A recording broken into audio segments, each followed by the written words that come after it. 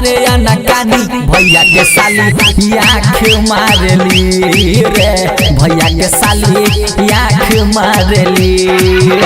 हम निंदिया चुराने वाली दिल धड़काने वाली निंदिया चुराने वाली दिल धड़काने वाली निंदिया चुराने वाली दिल धड़काने वाली प्यार में करे अनकानी भैया के साली आँख मारली रे भैया के साली आँख मारली। क्या नाम है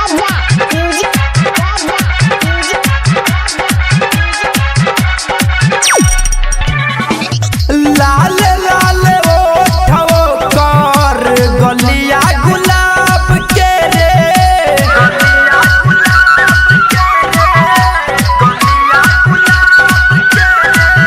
चलली चाल जैसे चले बेहिसाब रे चलली चाल जैसे चले बेहिसाब रे।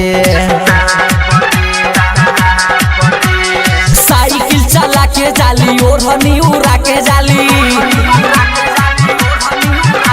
हाँ साइकिल चला के जाली ओढ़नी उड़ा के जाली साइकिल चला के जाली ओढ़नी उड़ा के जाली देखी के हमें मुस्काली भैया के साली आँख मारली रे भैया के साली आँख मारली।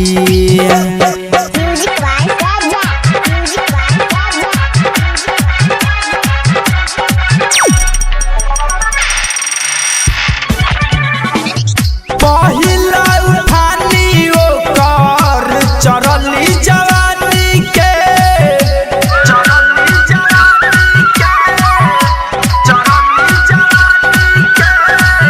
गाँव जब से आइल बारी बढ़ल परेशानी रे गाँव जब से आइल बारी बढ़ल परेशानी रे। जब ई पास आली लागता कि मार डाली हाँ जब ई पास आली लागता कि मार डाली जब ई पास आली लागता कि मार डाले पायल छनका के जब जाली भैया के साली आँख मारली रे भैया के साली आँख मारली। क्या नाम है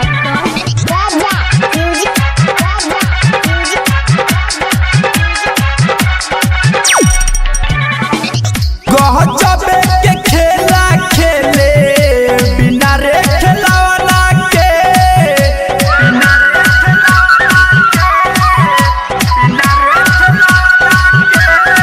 राइटर ललित मोरिया फोरले फुलवना के राइटर रंजित रूपेश फोरले फुलवना के।